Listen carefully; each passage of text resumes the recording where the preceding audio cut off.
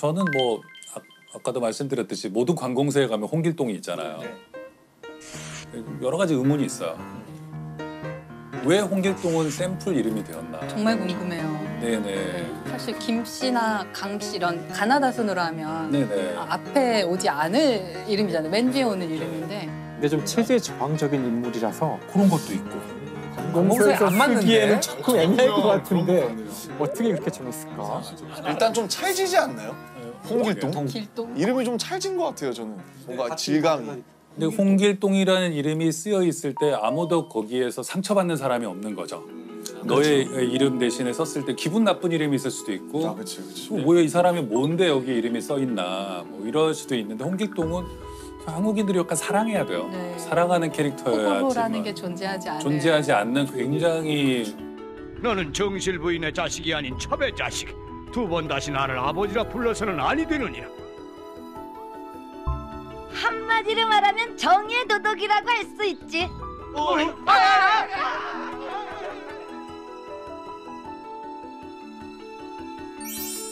홍길동이다. 그래서 가끔 저는 허균에 대해서도 이제 생각을 해보는데 허균은 굉장히 흥미로운 인물이죠. 허균이 홍길동전을 쓰고 이런 식으로 너무나 모두가 주지의 사실처럼 됐는데 홍길동전을 허균이 썼는지도 잘 확실치 않아요. 제가 말한 적도 없고 많은 사람들이 허균도 서자였나? 서자 아니에요. 서자 아니고 한글로 소설을 써서 네네 그걸로 유명하지만 엄청난 명문가에서 태어나요. 그러니까 뭐 어마어마한 명문가예요.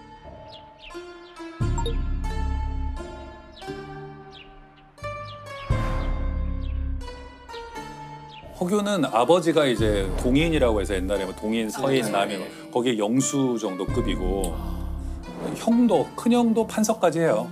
판서까지 하고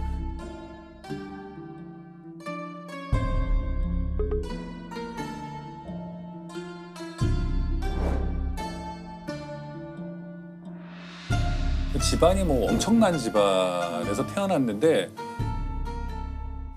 아버지가 글 선생을 붙여주는데 서를 붙여줘요. 서자를. 서자를 붙여주는데 사람이 저렇게 똑똑한데 세상에 나아가지 못하고 있다라는 것에 대해서 막 최초의 어떤 충격 같은 게 깨달음이 있었을 것 같고요. 그래서 어렸을 때부터 서얼들하고 친하고 이건 뭐 별로 바람직하진 않지만 기생들하고 친하고 천한 사람들하고 친해요. 천민 출신의 무슨 시인하고도 친하고 그 당시는 불교가 천대받는데 스님들하고 친해서 우리가 잘 아는 사명대사 뭐 이런 분들하고 굉장히 막역한 친구예요. 사명대사랑 막역한 사이. 네. 그래서 그러니까 뭐 불교계랑 친하다는 것도 나중에는 굉장히 탄핵을 받는 요소가 돼요. 그렇겠네요. 누가의 사람이 굉장히 똑똑해서 벼슬길에 나아가기는 하는데 올바로 행동하질 않아요. 성격에 문제가 많아요. 그러니까 받은 그 벼슬이 황해도 도사인데 도사. 이게 감찰하고 막 이러는 사람인데 행동을 바르게 해야 되잖아요. 갈 때 이미 서울에서 기생들을 데려다가 맨날 놀고 친구들 불러다가 놀고 서자들 불러다 놀고 그래가지고 얼마 안 돼서 파직당하고 또 모항은 파직당하고 하는데 허균이 기사회생하게 되는 계기가 있는데 그게 중국 사신들이 오면 허균을 보낼 수밖에 없어요. 왜요? 허균이 그 당시에는 중국 사신들이 그 문인들을 많이 보냈어요. 뭐 시인이라던가 유명한 문인들을 조선의 사신으로 보냈는데 허균이 갔다 하면은 뭐 난리가 나는 거야. 사신들이 너무 좋아서. 야 이런 인물이 있어. 이렇게 시를 잘 써. 그리고 시를 다 외우는 거야. 조선에 뭐 시 좋은 거 있냐 했더니 뭐 외워서 다 써주는 거야. 몇백 편을. 대단한데 이래가지고는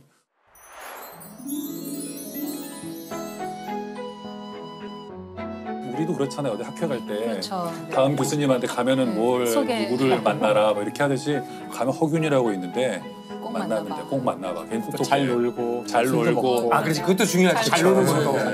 잘 논다 뿐만 아니라 시를 잘 알고 풍류를 알고 잘한다 그래가지고는 선조 광해군 다 정통성에 좀 문제가 있는 왕들이었기 때문에 중국이 굉장히 중요했고 뭐 그래서 허균이 이제 쳐낼 수가 없는 거예요 왕들이. 근데 허균이 좀 특이한 게 있는데요.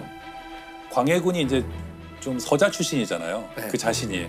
그래서 그 영창대군과 임목대비가 이제 굉장히 신경이 쓰였단 말이에요. 적통이 저쪽에 있으니까. 그랬는데 허균이 사신으로 중국에 보냈더니 허균이 어떤 보고를 보내냐면요. 선조와 광해군을 막 욕하는 책들이 팔리고 있더라. 자기가 그걸 긴급 입수해서 자기가 조치를 했다. 이것들을 없애도록 했는데 그래서 이걸 했다 했더니 광해군이 너무 좋아해요. 정통성이 이렇게 취약한데 게시판에 뭔가 불리한 그렇죠. 글이 중국 게시판에 이렇게 실리고 있는 것을 악성 댓글을 삭제해주고. 악성 댓글과 이런 그걸 삭제하고 근데 조선왕조실록에 보면은 왕이 속았다 이런 식으로 이제 사관은 적어놔요. 왕은 못 보죠 그거를. 적어놓는데 사관들은 짐작을 하고 있었던 거예요. 그거를 허균이 만든 책이에요. 자기가 가짜 뉴스를 만든 거죠. 가짜 책을 만든 다음 그거를 사들여서 파기한 것처럼 했다고 조선왕조실록의 사관이 적고 있어요.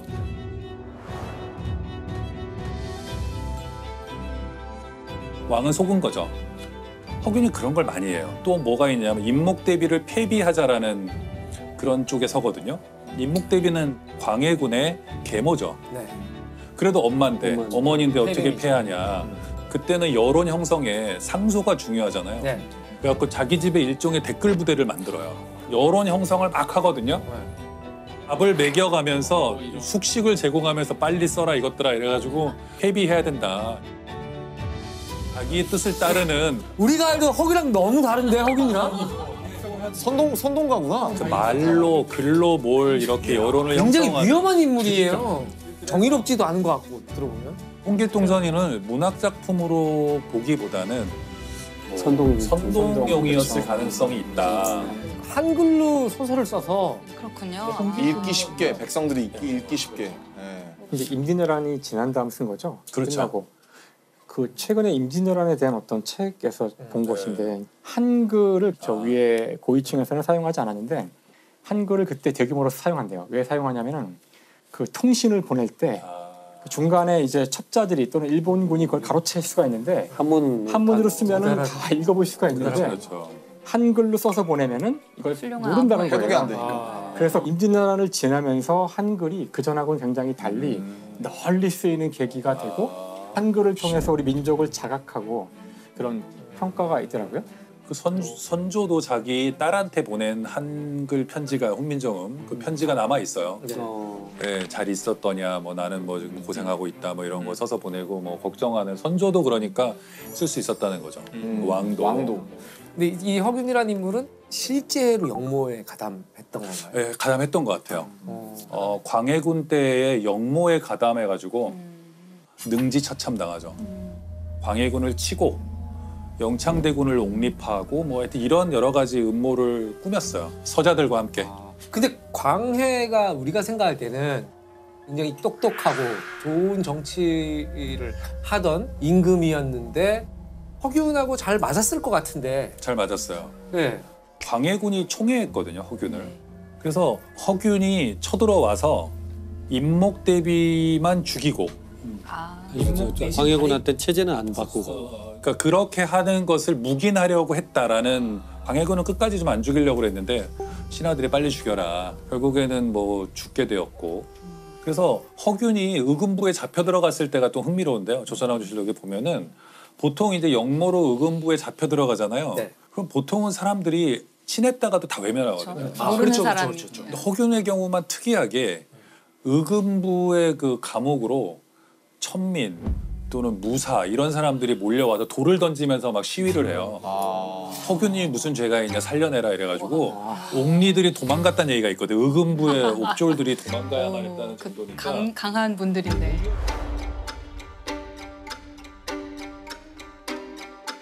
와 그러면 타고난 카리스마랑 그 매력이 대중적으로 엄청났나 인기가 보다. 꽤 있었던 것 같아요. 스타네요 스타. 그렇죠. 허균이 그 여러 차례 주장해요. 나라가 잘 되려면 사람을 고루 써야 되고 차별해서는 안 되고 이런 사상들은 그러니까 매력적이었겠다. 당시 천민들이나 이런 사람들한테는.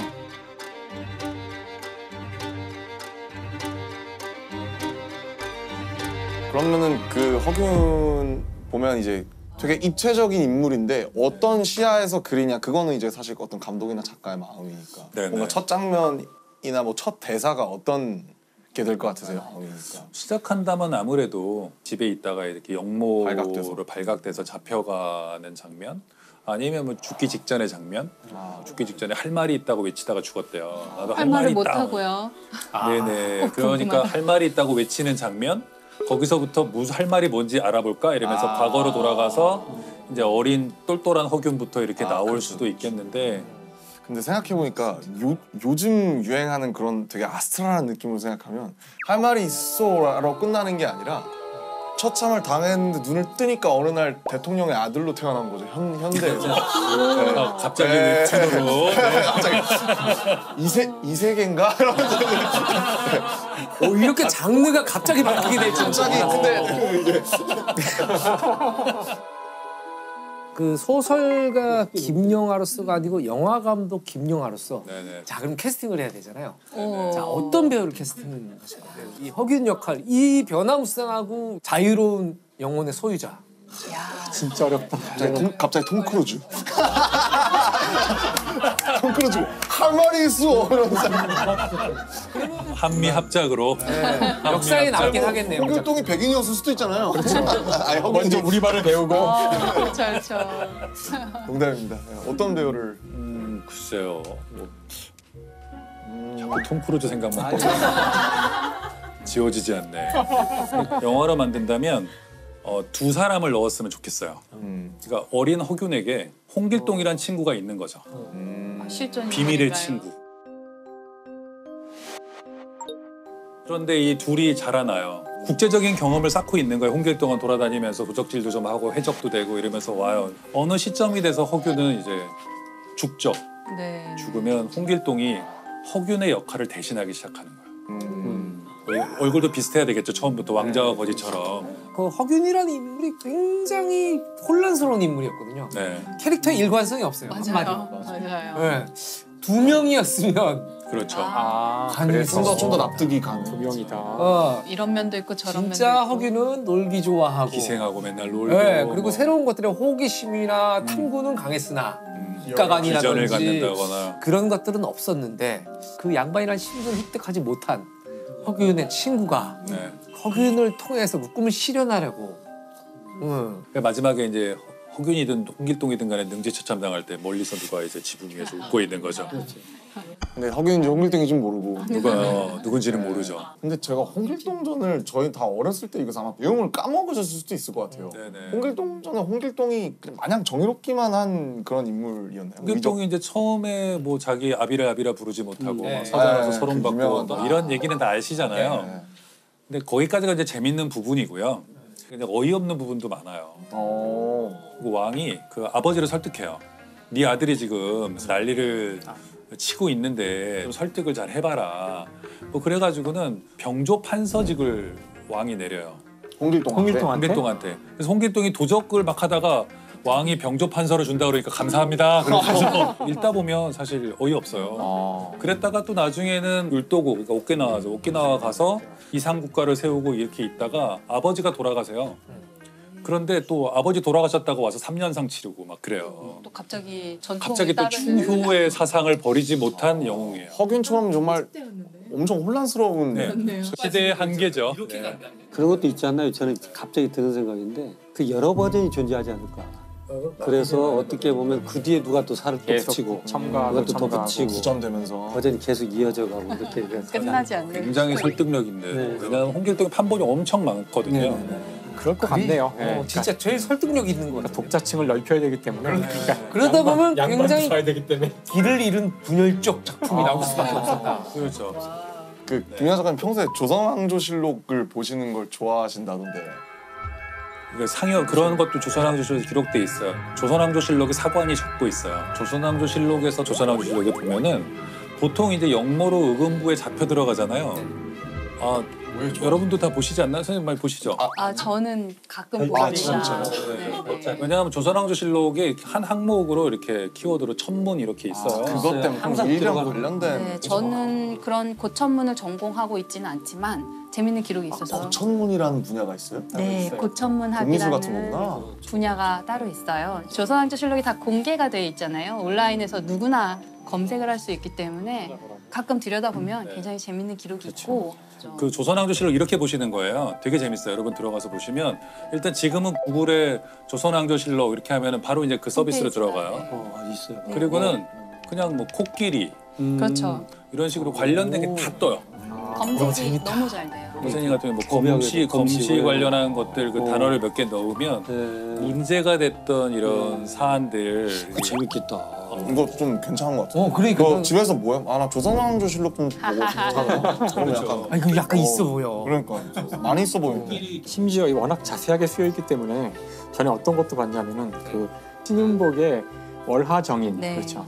야심한 밤에 남녀가 만나는 그림이 있는데 풍속화 같은. 거기 달이 하나 떠 있고 그 달이 이제 초승달 같은 건데 잘 아시겠지만 그 초승달의 모양이 우리나라는 그 방향이 정해져 있거든요.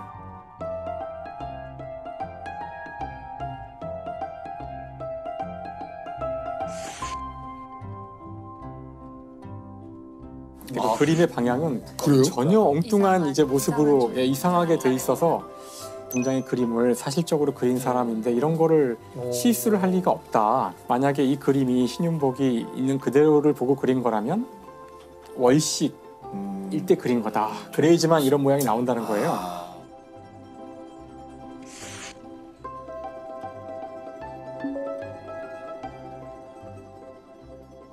그러고 나면은 이제 그때 월식이 언제 있었는지 알잖아요. 그렇죠. 네. 월식 착착착착 찾으니까 몇 개로 딱 좁혀지고 이 가운데 날씨에 대해서 써 있어요. 그날 구름이 있었는지 비가 있었는지 그래가지고 착착착 지우고 나면 하나가 딱 남아서 천문학자들이 이걸 날짜를 보고 있어요? 날짜가 몇 월, 몇 년, 며칠, 몇 시 재밌다. 더군다나 시간도 알 수 있거든요. 대충 모양 보고 네, 네. 그러니까 이런 걸 할 수 있을 만큼 정확하게 그 조선왕조 실력의 기록이 다 있는 거죠. 저도 한번 찾아볼게요. 법의학적으로 한번. 네네. 뭐 천문학에서는 그 별도 뭐 연구하겠네요. 동방 박사가 본 별이 뭐냐. 아, 네, 연구를 하더라고요. 그래서 그 시기나 뭐 그 방향이나 이런 것들을 그때 연구하는. 초신성이었다고 생각하는 거 아닐까요? 대낮에도 갑자기 밝으니까 밝았다면 그럴 수도 있죠. 그러면 지금은 없겠죠. 초신성은 근데 뭔가요? 저는 가수 초신성 선배님들은 아, 이 맞아. 옛날 초신성이라고 있었어요. 초신성은 뭐랄까 저한테 어떤 느낌이면 초신성 진짜 초룩 슈퍼루키 슈퍼루키를 보통 초신성이라고 하죠.